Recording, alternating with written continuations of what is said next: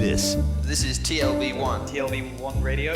Great mixture. I like television. This is still V1. This is Tel Aviv is a beautiful city. Great city, great radio.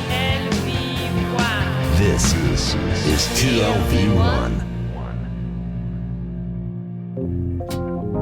From the TLV1 studios in Tel Aviv, Israel, it's Louis Live!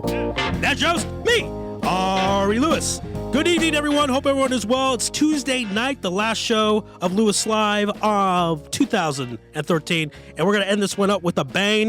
This will probably be one of the highest rated shows of all time. Everyone's really excited to listen to the juicy IFL scandal about the Team Tel Aviv Sabres walking off the field Saturday night against the Judean Rebels. We'll have a Commissioner B'Tzalel Freeman at 7:25 to talk about that. There is also a little anti-Semitism going on in Europe. Yes, perish the thought, but it did occur. It's the quenelle, and it's not a dance or a taco chip. It's a new Nazi symbol that's backwards. So Mark Gordon will talk about that at 7:50. We'll talk Israeli wrestling, Maccabi Haifa basketball, much more. But before we get all that, we're going to have on right now the Jerusalem Post chief sports editor, Alon Sinai. Alon, welcome to Louis Live on TLV1. Good evening, Ari. How are you doing? Doing great. It's great to have you on.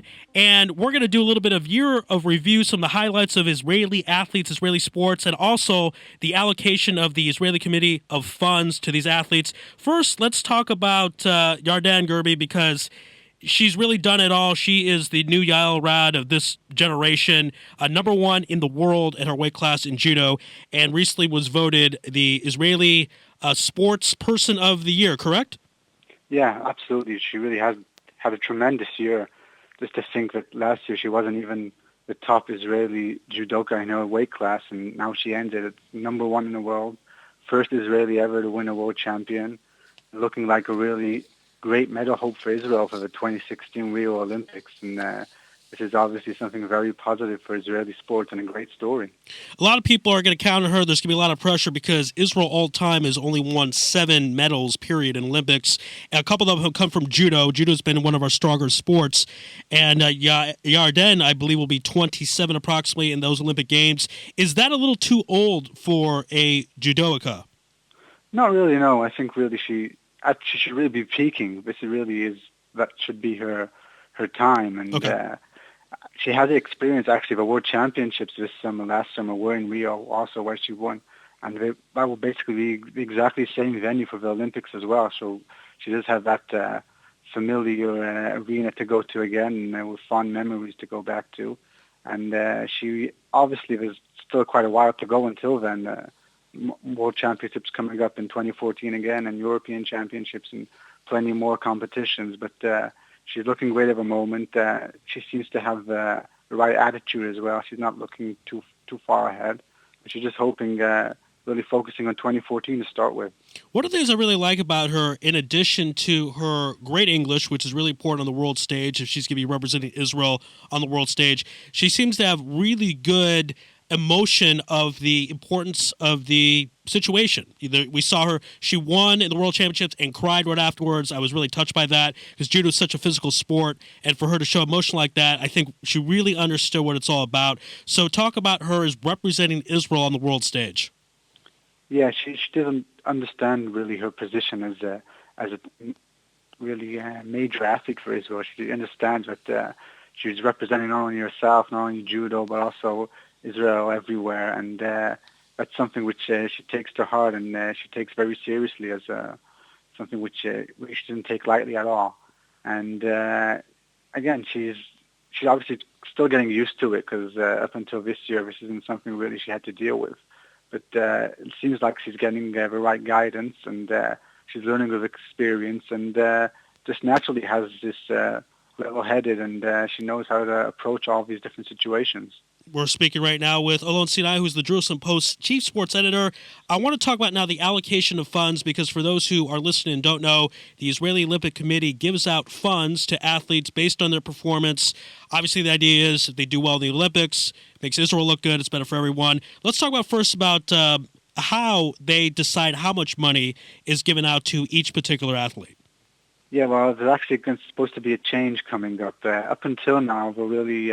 obviously, there's a limited amount of money, most of it coming either from government funding or from the different toto funding, different gambling games, and without limited amount, there's always a discussion if you should, how should you split it? Should you really give a top as much as possible and really just not spread it out too much, or really should you give as many athletes as possible something, even if it's not that much, and then make sure that at least everyone is getting something. And the plan for the coming years is that the major athletes will be getting a larger stipend for each month rather than just bonuses for their achievements which they record during the year. Up until now, really they got only a few thousand shekels a month, even the top athletes. Wow.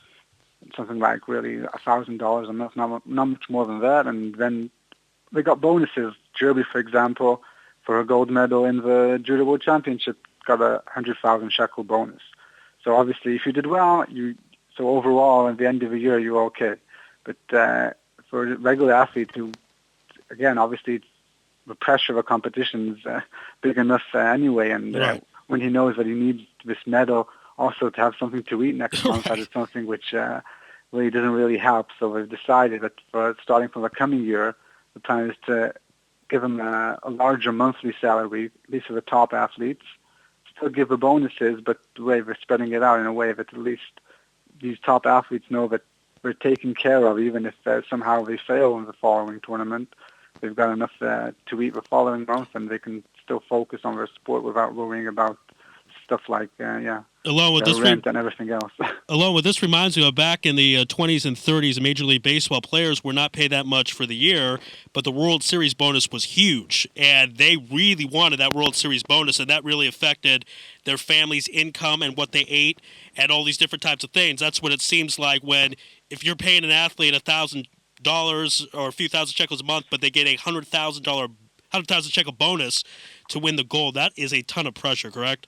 Yeah, exactly. It's obviously it's very nice in theory, and you would think, okay, if we're giving the athlete added motivation, and now he's going to do better in the competition. But it doesn't always work that way, and the athletes do need some kind of financial security, especially ones where you know that they really need to spend their entire time training to be a top world-class athlete. And at least this way, now there's some of them, most of them, of the top-level Olympians will have this financial security, and still knowing that they still have this added motivation that to also earn extra money in these competitions.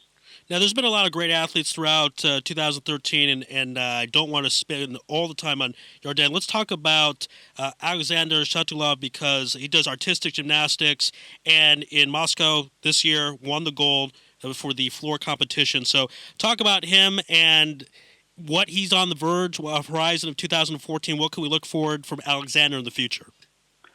He really was a revelation in Israeli sports in recent years. Really, Israel was very poor in gymnastics for many years. Didn't really have anything on the horizon. Really, he came out of nowhere, and really now he carries the sport on his shoulders.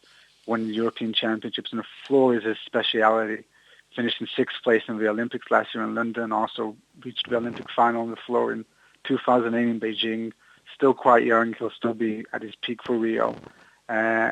Olympic medal is really a distinct possibility for him, at least in the floor. He also takes part in the all-around competition, which is, for many people, one of the highlights of the Olympics. So I'm talking about a serious major Olympic sport where Israel has a real contender. And 2014, again, this is like, for most of these Olympic athletes, this is the first year really building up towards the Olympics. So 2013, for a lot of them, was a rest year, really. A lot of them took a break at the start of the year, and now 2014 we're really hitting their stride again, trying to reach that peak level again before 2015 and 2016.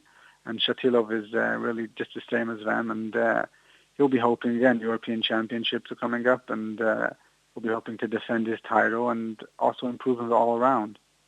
We'll speak with Alon Sinai, the Jerusalem Post. Let's talk about Lee Kortitz, because windsurfing is the one sport where we got a gold medal in the past. So this is a lot of pressure on Lee. 2013 got the gold in a windsurfing world championship.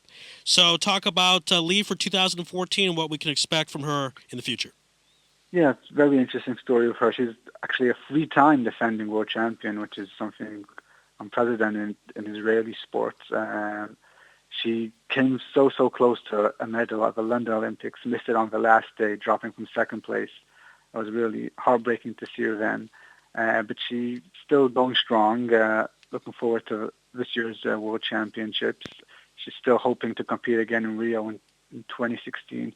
She's had some health issues, which really obviously haven't helped her cause at all, but she's fighting it, and she really actually has also some major competition for the Olympic berth, because Israel, any country, can only send one athlete to each windsurfing competition. So she's got Mayan Davidovich, who was also won a medal of a World Championship. Israel had two medalists of a recent World Championship, windsurfing World Championships in the women's events. So these two girls are going to be fighting it out really until the end, until 2016. Korzitz obviously is the initial favorite, but it should make some interesting competition. All right, there's so many more athletes I want to talk about. We're about out of time. I'm going to leave you with this question. As you talked about, they're going to make the change to go to a higher monthly stipend. What will that monthly stipend, in your estimation, be? What are they talking about? Again, it depends on the athlete. They're going to split up the athletes into, should be about three groups of like the highest level, and then obviously a medium level and a lower level. So again, we're talking about the lower level athletes will still be around $1,000 a month, but then the higher ones will be probably about double that, even maybe a bit more. So that will at least give them a bit of financial security going forward. All right. Alon Sinai, the Jerusalem Post chief sports editor. Thank you for being on Louis Live on TLV1. We will speak with you soon, and Happy New Year. Thank you, Ari. All right, folks, we'll take a quick break. On the other side, from Maccabi Haifa, Ike Ofa Ubu. This is Louis Live on TLV1.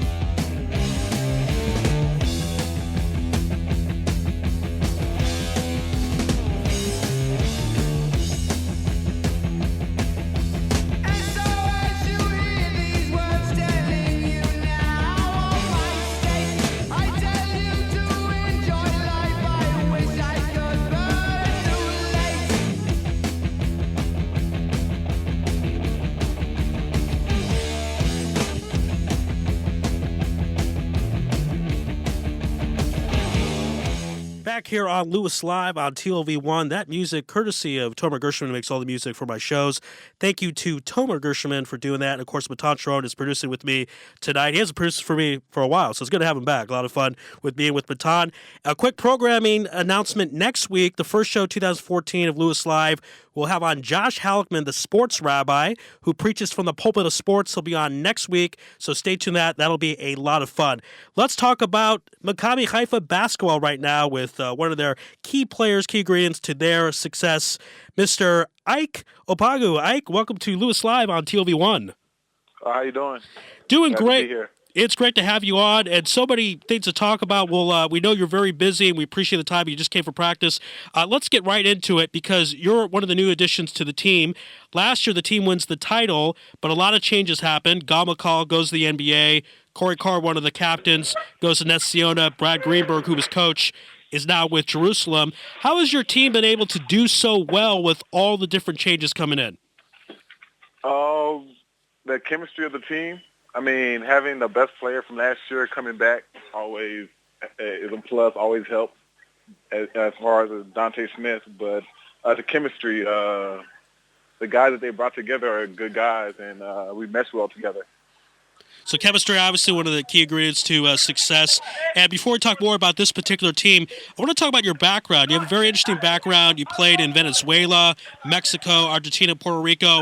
How is playing in Israel different than playing in those countries? Because Israel is in the Middle East. I know English is spoken a lot, but this is a different world than Venezuela and Mexico and Argentina. So talk about that, playing in Israel. Playing in Israel, it's more private. As far as, in Venezuela, Mexico, we stayed in hotels, always traveling in hotels. Here, you have your own car. Everybody has families and stuff like that. And just the environment is different as far as, like, it's more organized. The league out here is more organized than it is in Venezuela and Mexico as far as, like, the gyms and the travel. So it's more professional out here. Do you also think it's a higher level of basketball? Many people consider, for example, Maccabi Tel Aviv to be one of the best teams outside of the NBA, and there's a lot of players. You mentioned Dr. Smith. I mean, guys that are looking at the NBA. Gal McCall went to the NBA. So do you feel it's a higher level of basketball than in Venezuela, Mexico, and some other places? It is, but I feel a lot of people downgrade Latin America. I mean, there's a lot of good players. But it is, especially Israel, like you have, 4 or 5 Americans on each team, and the Israeli guys are really good. So, I mean, competitively, it's better. It's more organized. All right, are you okay over there? We're hearing some sirens and stuff. No one stole anything from you, right? That wouldn't be smart to steal from you. You're about 6'9". I don't think they're going to do that, right? No, I just left practice, so I guess the ambulance is going through on the street or something. Okay, all right. Well, I hope everybody's safe. Get it as New Year's, so everyone don't drink and drive. Listen to my show and don't do that. All right. All right. Your college, SMU, is right now, unless he's been fired like all the NFL coaches, coached by Larry Brown. So are you still in touch with your school? Have you chatted with Larry Brown at all ever since he took over your former college team? Yeah, I have. He recruited my little brother. So. Oh, wow. Yeah, so I've been there this summer. He's been to the house. So, wow. I go back to my school, talk to him. And then the coaching staff, the assistant coaches like George Lynch that played in the NBA under him, he was my assistant at SMU, and so I'm real cool with the coaching staff. So, I'm able to talk to him. Yeah, Larry Brown was on my show. I got to tell you, he really doesn't show a lot of emotion. It's incredible. I talk about him winning a NBA championship, college championship. He's like, yeah, we won, beat the Lakers. We won 5 games. Yeah, he's a real down-to-earth guy. He's a real down-to-earth guy, but no emotion. Yeah, one of the best coaches ever. So whatever he's doing works. But the saying goes with Larry, he's not happy unless he's unhappy. So I guess that's a shit. Whatever works there. All right, and I'll ask you these questions. Now I know that this is on the radio, so you can say whatever you like. This is your time. But there was, because I'm very passionate about the story.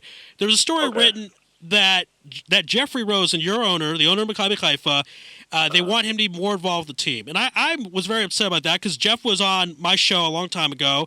He got the team a new stadium. He brought in Brad Greenberg last year. He was a high-profile guy. Guys won the title. And not all owners have to be so hands-on. What's your feeling about that? I mean, do you want him to show up to the games like Mark Cuban and run on the court, or are you happy with what he's done? I mean, again, this is a team that won a title last year. So talk about your feelings of your boss, Mr. Jeffrey Rosen. I've met with Jeff a couple of times. He's a real good guy.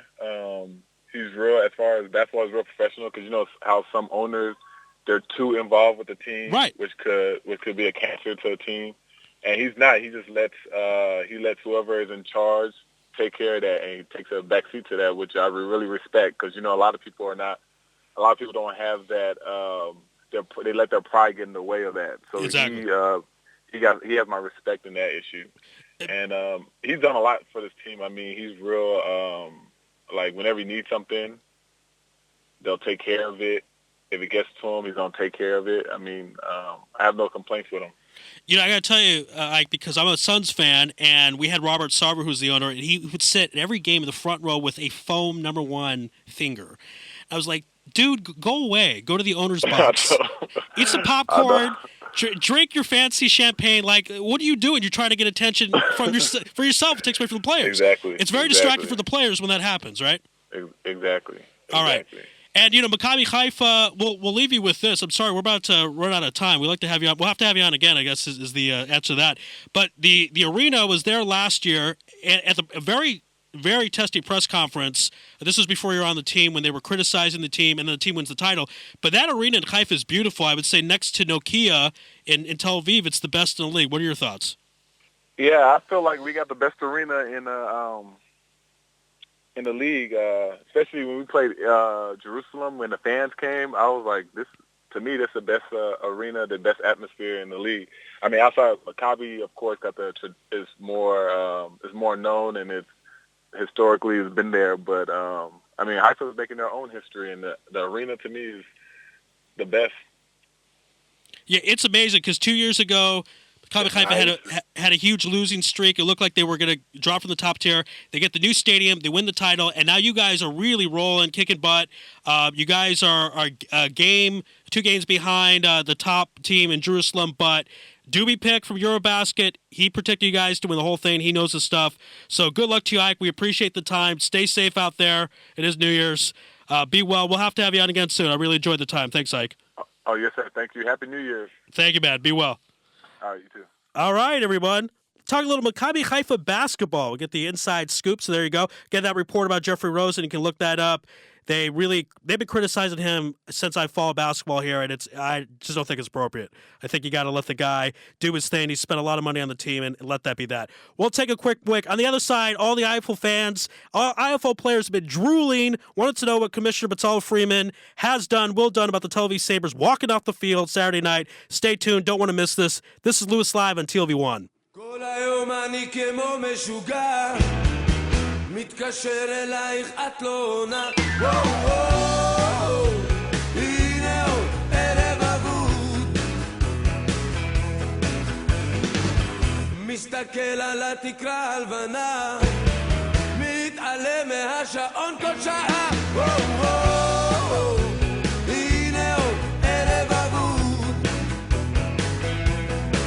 כל הלילה מתהפך במיטה כל הלילה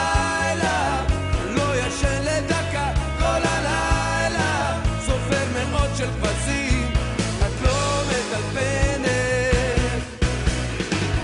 מתקלח ורואה חדשות מחמם איזה מרק כוסות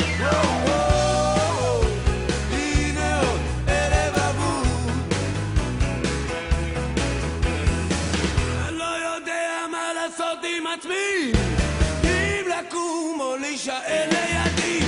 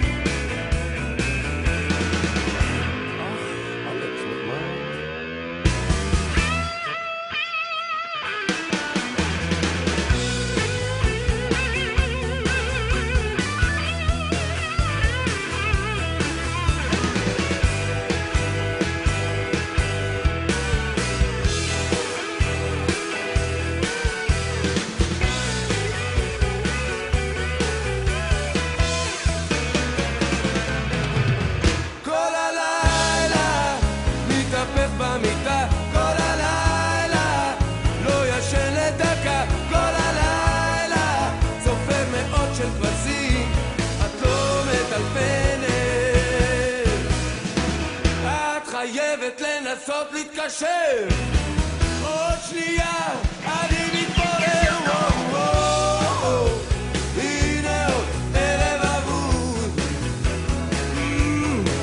וואו וואו הנה עוד ערב אבוד וואו וואו הנה עוד Back here on Louis Live on TLV1. If you want to follow the station on Twitter, you can do so at TLV1.fm. If you want to email me personally, that's Ari Louis Show at ARILOUIS. That's SHOW at hotmail.com. And real quick before we get to Bitzalo, for those of you who may not know or know, Michael Schumacher is in a serious condition. He's in a coma. He had a skiing accident on Sunday, and he is a very well-known athlete. He's made hundreds of millions of dollars, very charitable man, nice man. And even though this is not an Israeli athlete or an Israeli sport, he is a human being, and we're all humans. So our prayers at TLV1 to him and his family, of course. Very legend and talented race car driver Michael Schumacher in serious condition, so our prayers are with him. We're going to switch gears and talk about more fun stuff, if you will. It might not be a fun day for Bitzalo. Let's bring out Commissioner Bitzalo Freeman to talk about the incident as reported in Walla with the Tel Aviv Sabres walking off the field Saturday night. Bitzalo, Commish, how you doing out there? Good. How are you, Ari? Good. You've had better days. I'm sure you've lost a hair or two in the past few days, I guess, right?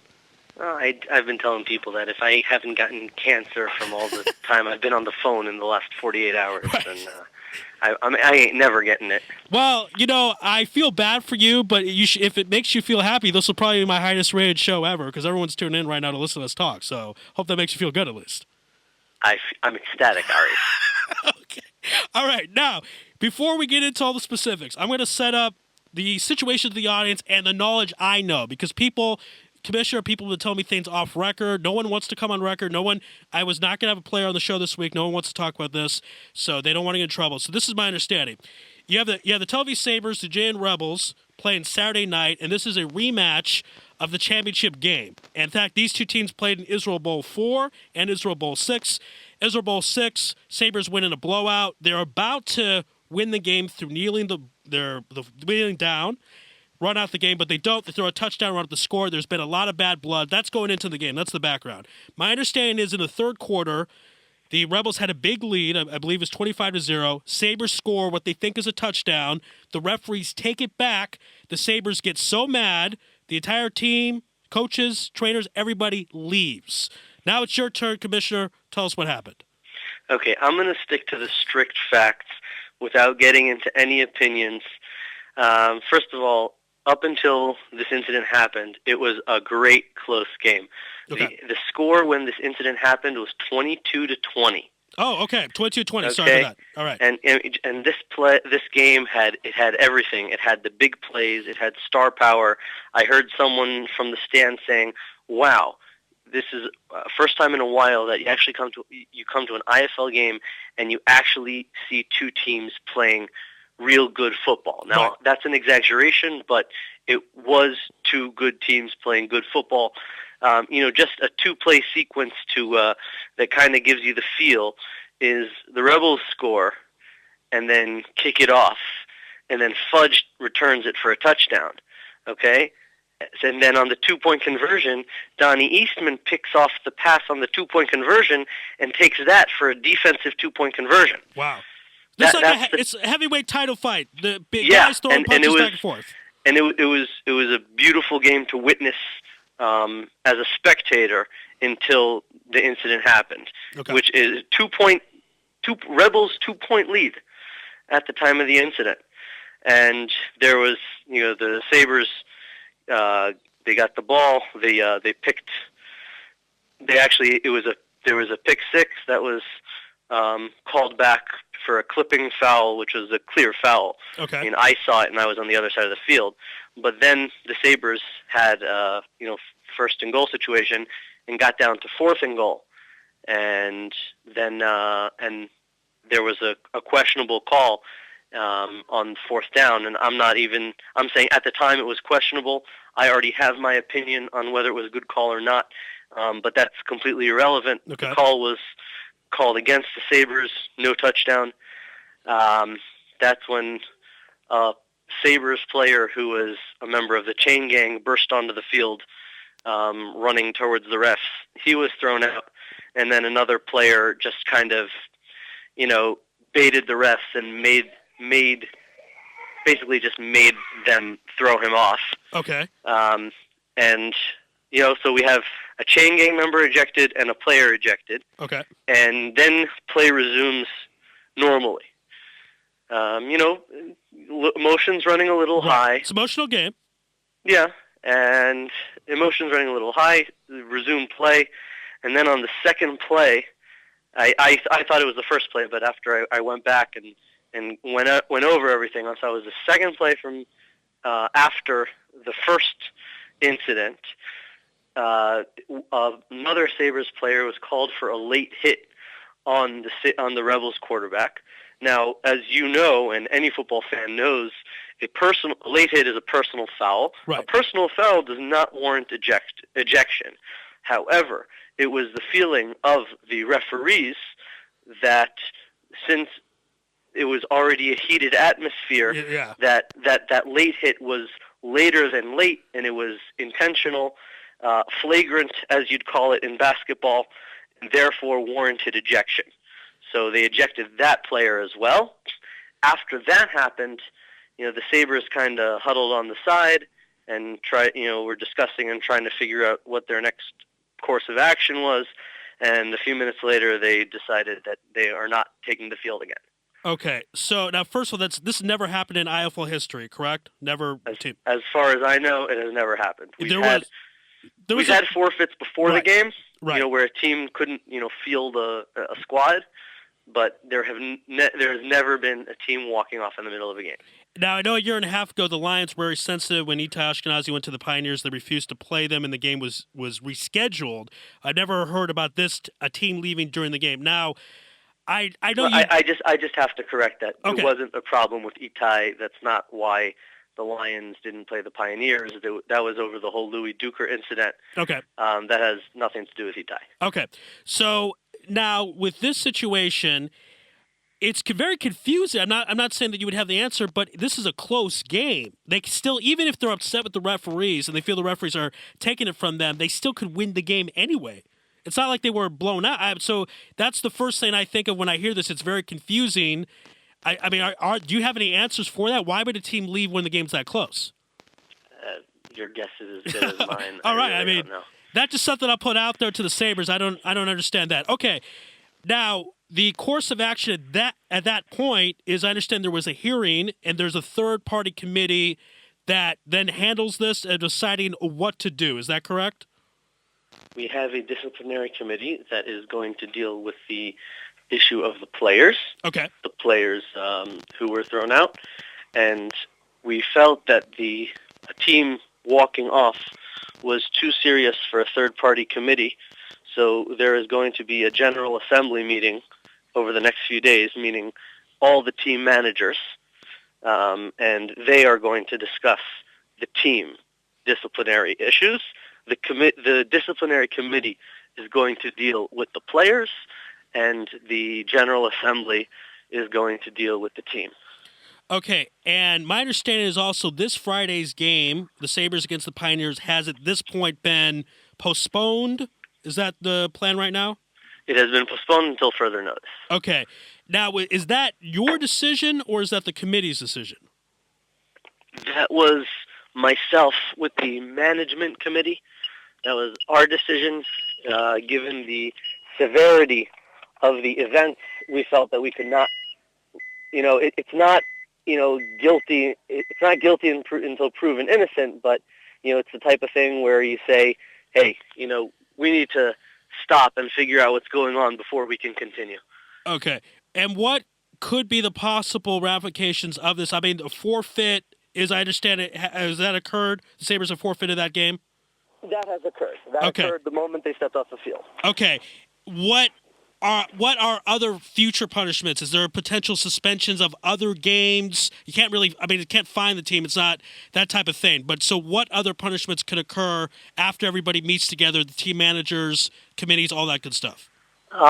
There could be any number of things you could have. I guess a worst case scenario would be teams suspended for future games. I don't know, the rest of the season. Wow. There could be postseason eligibility issues. There could be what is known as in Israeli soccer as radius games, where you give a team, a game where they can't have any fans or they can't play at their home field, stuff like that. But those are all options at this point. All options are on the table, and we feel that this is a monumentous decision for both the league and the Sabres, and we are not taking it lightly at all. And that's why we feel it's absolutely necessary to have all teams involved in being aware of what's happening and being part of making the decision. Okay, so is part of the idea then to send a message, this should never, ever happen again? Are you looking in your mind to make a very big statement with in general, not that you're the only person who decides the punishment, but is that part of the idea that we're going to make an example and make sure this never happens again? No doubt. This is a bad thing that happened. Both the sportsmanship of the players' actions coupled in with the sportsmanship of walking off a field. We're trying to set football as a sport in Israel with good American sportsmanship values. And this game did us a disservice. And this was the exact opposite of where we want the league to be. And therefore, that is definitely in our minds. The flip side is we're going to be fair, and we don't want we don't want to hurt the Sabres in such a way that they cannot recover. We definitely want to send a message to them and the rest of the league that such a thing cannot happen. But at the same side, realize that we want to have disciplinary measures that will help. Educate is not the right word, but to help the team along in realizing that what they did was wrong, and to help them reach a point where it won't happen again. Not that let's go totally off topic, but the Rambam Maimonides says that your repentance is complete when you're in the same situation and don't do it again. Right. Well Meaning, said. if we disband the Sabres, then fine, we send a message to the whole league, but we haven't given the Sabres Another a chance to repent. Right. But we want to give the Sabres a situation where they can be in the same position again, and this time act the right way. Okay. All right. Fair enough. Commissioner, really appreciate the time. We know you're under stressful situations right now. If you can, try to get some rest, because I know you've had a very busy couple of days, the last 48 hours. Thank you so much. We look forward to better times for the IFL and happier occasions when you come on my program. So be well, be safe. Amen, out there. Ari. Amen. Be safe out there, and happy Goyish New Year to you. Yeah, All you right. too. Be well. Bye. All right, Commissioner Gonzalo Freeman. I know a lot of players will have a lot of comments on that. You can find me on Facebook, Ari Louis, ARILUIS. You can write to me. This story will not go away. It was written about in Walla. So we'll probably talk more about it next week when we find out what the actual disciplinary action is. Will the Sabres be suspended for multiple games, a few, postseason, etc.? We will keep everyone up to date on the story. Don't worry about that. Quick break. On the other side, Yus the Bus Freeman to talk about Israel wrestling. This is Louis Live on TLV1.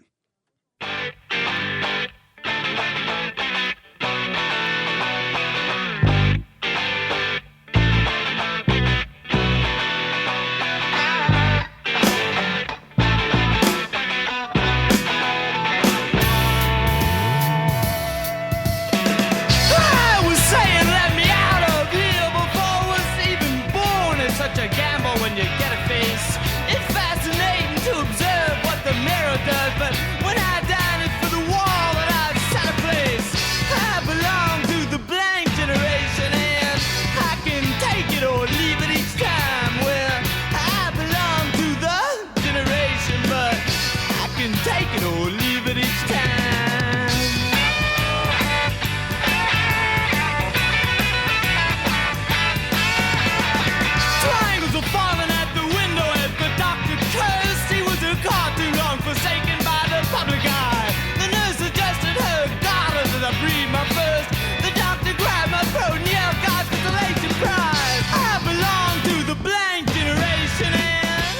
back here on Louis Live on TLV1. You can follow the station at TLV1.fm. Email me personally at arilouisshow@hotmail.com, ARILOUISSHOW@hotmail.com. We're going to change gears, talk some Israel wrestling with a good friend of mine. He is the host of the Wrestling Breakdown Show. He is Yes the Bus Freeman. Yes the Bus, welcome to Louis Live. Good to have you back on, baby. Thanks for having me. There is so much wrestling news coming up. It's incredible. And we haven't had you on in months, so we got to catch up as much as we can in this short segment here. Now, there is going to be a wrestling event at the Dead Sea put on by There was in the past. Tell us how that went and about that event. Well, there was a wrestling event at the Dead Sea, and from what I understand, it went quite well. I unfortunately was unable to attend, but it's as great as all the wrestling events that come out of the Israel Pro Wrestling Association. How often do they have events? I mean, they try to get events all over the country, northern Israel, southern Israel. Is it rare to have an event at the Dead Sea like that? Yeah, I think so. Most of their events tend to be based out of Netanya, where their main training facility is. Right. Okay, and that's what we saw Takanka a couple of years ago in Netanya, and that was a great event. Now, my understanding is, and you're going to break the news here on my show, there is a huge former WWE superstar that's going to be coming in for Pesach. Can you talk about that? Well, it's not really me breaking the news, but I guess I'll be breaking the news on TLV. TLV1 to my audience. Yeah, that's right. So we'll take that. The wrestler goes by many names, one of them being Little Guido. Little Guido, okay. That's an interesting name, all right. His actual, his born given name is James Maritato. Okay. I hope I'm pronouncing that correctly. Right. And he's bounced around many wrestling organizations, but is known as a senior guy. You know, he's been around the block. He spent a nice period of time with ECW for around 10 years, and then he was in the WWE for also around 6-7 years. And since then, he's mostly spent time as a referee, as well as he was working for the WWE. But he left there in 2011, and it was announced, I think, on December 1st, that he would be competing at IPWA's traditional Passover Bash in April of this coming year. All right, so when he comes to Israel, we're going to try to get him on the show, and I'm going to ask him why he has the name Little Guido. Do you happen to know, Yes the Bus, why that is? Where did that come from, Little Guido? I'm not actually sure where it comes from. It's pretty interesting name. We'll try to find that out. All right, a couple more news events we're going to talk about with you. I understand there is a deal that's been signed with City Gym and the IPWA. That's, of course, the Israel Wrestling Association. Talk about that deal between City Gym and the IPWA.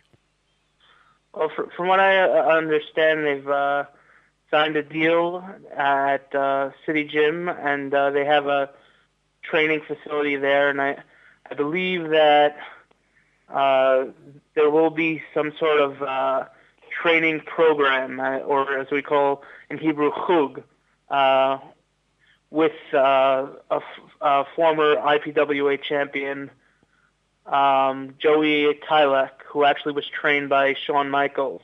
Wow. In Texas. Okay. But from what I see, the contact information is Jerry Roy's email. And so I'm not sure exactly what the details are, but I guess you'd have to email him to find that out. Okay, so we'll definitely do that and get on top of that. If you wanted to find out more information, you could go, the IPWA has a Facebook page, and if you like their page, you could probably find out all that information as well as on their website at ipwa.co.il. And now also the idea is to have a new generation of Israeli wrestlers because, I mean, you got to have a new crop coming. Is that part of the plan to bring the future up? From what I understand from recent updates, yes. I mean, there's only so long your body can take the toll of wrestling, and I believe the idea is to bring in a new crop in order to sustain wrestling in Israel. You know, there's only a guy who wrestles, let's say, from the age of 20-something to 30-something if he's lucky, maybe 40 if he's really lucky, and then his body gives. And if you don't bring up new guys, you're left with nothing. All right, the last thing we'll leave you is this, and I understand that there's been an announcement about a deal to bring 3 former WWE superstars to a WrestleFest event in June. Tell us a bit about that. Well, there's another organization in Israel that I believe they're younger, more recently brought up, called the All Wrestling Organization, and they've announced that they have plans to bring in 3 former WWE superstars to their next event. It has not been made clear who those will be or revealed who they will be, but it'll be worth it to stay tuned to see who those guys will be, because, I mean, anytime there's a chance of seeing a former WWE superstar is very exciting, as we saw with Tatanka's visit to Israel and James Maritato coming now in Passover. And I'll tell you, Takata, I saw this man at the Kotel. I have never seen such a big human being. He wasn't the tallest guy I've ever seen, but he was wide about 3 people. So everyone stay tuned. We will keep everyone up to date on the wrestlers that will be coming in the summer, and we're going to keep everyone updated in general about wrestling. We'll have Yes the Bus on, because if you get a chance to see these great physical specimen that they work so hard in wrestling, it's such an entertaining show. There's nothing like seeing wrestling in live. It's better than television. So we're going to keep everyone updated on that. Yes the Bus, good luck to you, and check out Yes the Bus Freeman, the Wrestling Breakdown Show on Facebook. Yes the Bus, have a happy Goyish New Year. We'll speak soon. Okay, thank you for having me on. You can follow me on Twitter at YesTheBus. All right, follow Yes the Bus on Twitter. Yes the Bus, be well. We'll take a quick break, and on the other side, we're going to do, I don't know if we're going to call this a new dance, and maybe it's the Quenelle. We'll talk about that with Mark Gordon. This is Louis Live on TLV1.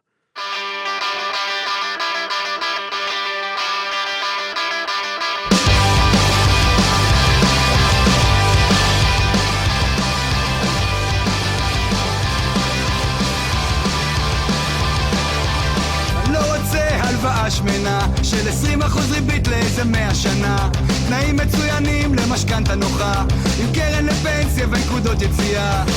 אני לא רוצה לקבל החלטות, לקחת אחריות, להתחשב בנסיבות, לדעת מה אמרו אתמול בחדשות, אנשים קטנים עם בעיות גדולות.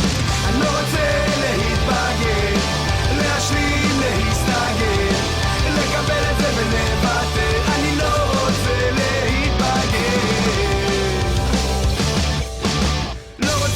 הבוס על הראש, 2 מכוניות וילדות 3, ועד הבית, משמר השכונה, לריב עם השכנים ולטפל בגינה. לא צריך להחזיק מניות, לקנות חיים זה לא אומר לחיות, ללמוד להתפשר ולעגל פינות, המון מציאות אבל אין חלומות. לא רוצה להתבגר, להשלים, להסתגר, לקבל את זה ולוותר. אני לא רוצה להתבגר, לא רוצה להתבגר, להשלים, להסתגר, לקבל את זה ולוותר. אני לא רוצה להתבגר.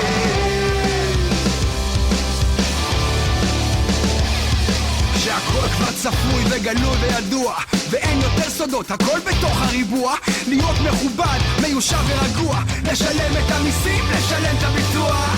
אני לא רוצה לאבד את זה ולהפוך להיות אחד כזה, אבל לא קונים אותי כל כך מהר, לא קונים אותי כל כך מהר. לא רוצה להתבגר, להשלים, להסתגר, לקבל את זה ולוותר. אני לא רוצה להתבגר, לא רוצה להתבגר, להשלים, להסתגר, לקבל את זה ולוותר. אני לא רוצה להתבגר.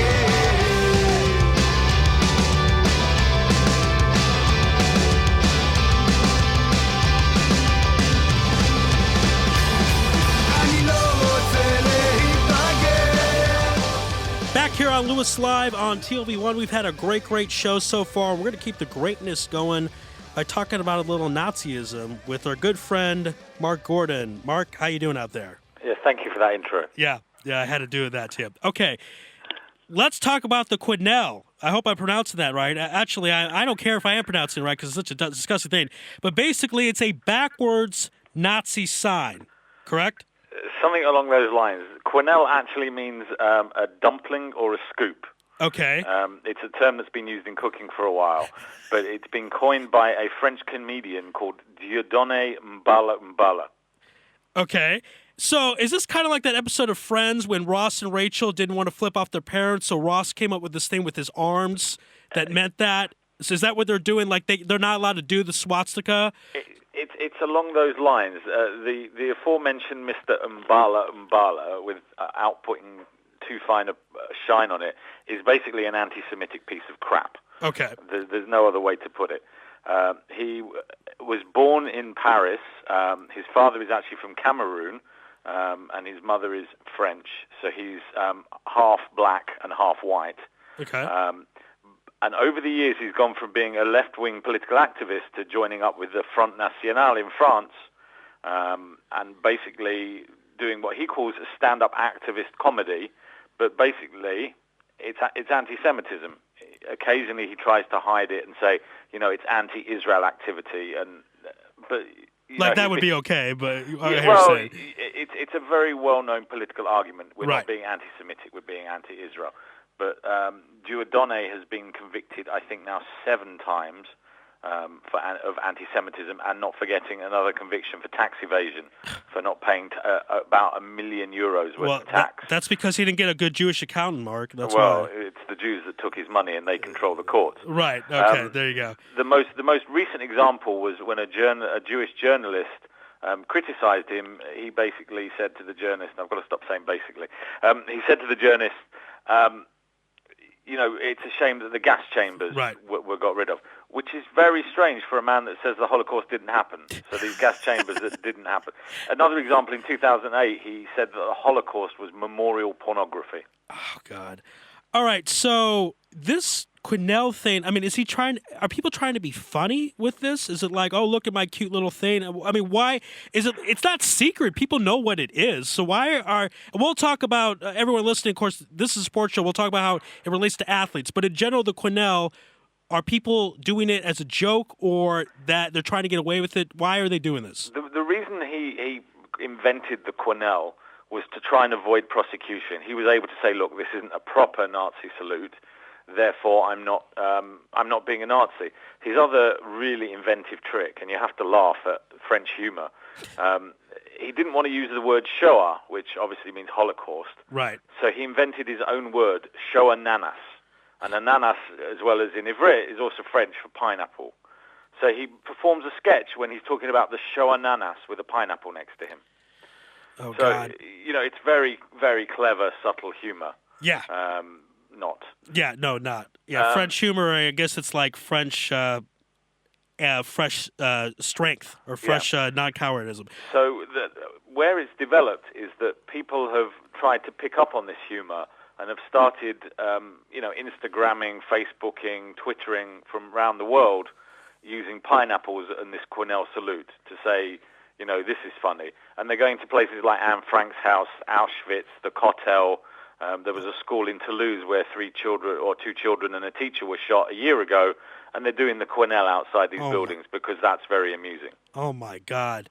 So, it's a really low level of sick, disgusting anti-Semitism. And, to say it's humor, you're obviously, just trying to cover up and avoid prosecution. The problem is that Dieudonné has a celebrity fan club, mainly sportsmen. Right. But there are people around the world that think it's very funny to do the quenelle. And my friend is called Dieudonné, and this is a tribute to Dieudonné. So it started making an appearance in the sporting world. And let's talk about that. West Bromwich, Albion striker Nicholas Anelka did it in a 3-3 tie in West Ham. Is there going to be punishment for Mr. Nicholas? Yeah, Nicholas Anelka is supposedly the first footballer that's done it at a sporting event. There is a case in the French League about 12 months ago, another footballer doing it, but no one's actually watching the French League, so that's less of an issue. Right. But he scored a goal. He hadn't played for about 3-4 months because a relative of his had passed away, and he's 34. He's had an 18-year career, and he's thinking of retiring. So suddenly West Brom had a change of manager. They sacked the manager. A new manager came in and thought, let's get Anelka on. Anelka scored his first goal in the Premier League for 2 years. He'd had a stay in, I think, China and Italy in between leaving Chelsea 2 years ago or 2.5 years ago and joining West Brom. So he actually scored 2 goals, but at the first goal, he decided to do the Quinnell salute.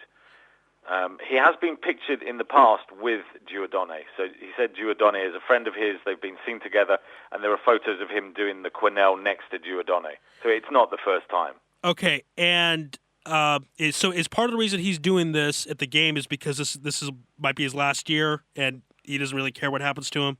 I think partly and partly... It's difficult to say his motivation. I mean, one thing about Anelka is Anelka converted to Islam in 2004, and a lot of people doing the Quinnell, strangely, are French Muslims. Not all of them, but it has a strange link. Giordone, I don't think, is a Muslim, but because he says it's anti-Zionist and he's supporting the Palestinians, he gets some support from French Muslims. There are a lot of pictures of groups of French Muslims doing the Quinnell, which is ironic because the Nazis would not have had any time for French Muslims. Yeah. Or if we remember the 1936 Olympics, he didn't have any time for Jesse Owens because a black sprinter won the 100 meters. Right. So because Giordone has tried to be clever and say it's anti-Israel, then he's got a whole load of support from all sorts of different people. And Anelka converted to Islam, I think, when he got married in 2004. So possibly this is where he identifies. Although there was an incident a year ago where another footballer, Freddie Canute, put together a petition to try and get Euro 2013 removed from Israel. And he had a lot of support from mainly French, but certainly French and African footballers, although half a dozen said they'd never been contacted. And Anelka had nothing to do with that. And for someone, who's very close to Giordone, you thought there may have been a link. But Anelka has no real form with anti-Semitism or anti-Israel feeling. All right, last question, 25 seconds to talk, and we got to wrap the show. Tony Parker, there's a picture of him doing that. Do you happen to know if the NBA is going to do any type of reparation suspensions about that? Tony Parker apologized today. I think the difference between Anelka and Tony Parker, and there were a couple of other players, Samir Nasri for Man City and Mamadou Sakho, who plays for Liverpool, a judo player called Teddy Riner, who's the Olympic champion. They all did it in their own time.